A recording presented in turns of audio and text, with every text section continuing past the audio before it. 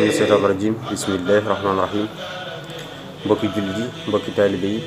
asalaamaaleykum wa rahmatullahi taala wa barakaatuhu. ginnaaw ba ñu leen nuyoo ziyaare leen di ñaanal suñu bunt ci Seexul Xadiim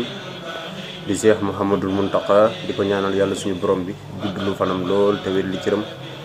ba li mu fas yéene liggéeyal Seexul Xadiim mu liggéey ko ci lu kawe njortam te ànd ko mboolem taalibe yëpp. ginnaaw loolu mbokk yi ñu di leen gën di soññ ci li nga xamante si nii moom la ñuy dégg fan yi mu di feebar boobu di coronavirus,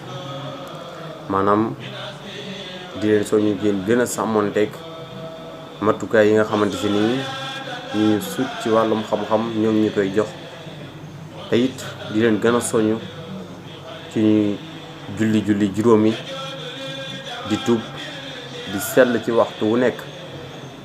lépp lu ñuy def ñu di ci xalaat yàlla suñu borom bi. te it dafa am dénkaane bu sëriñ bi joxe woon du dénkaane bu am solo, ndaxte dane bu ngeen demee ba jamono la dem këriis ba kenn xamut fooy aw, dénk naa leen sama ñaari xasiida yi mu di wakaana xaqan ak barra ani. te it sëriñ Abdourahmane Mbacké comme ni ñu ko dégge woon ci vidéo ba li ñu leen joxoon mu teg ca ne ni ngeen ci boolewaale Hisnul Labraar ak Matlabu Sifaay.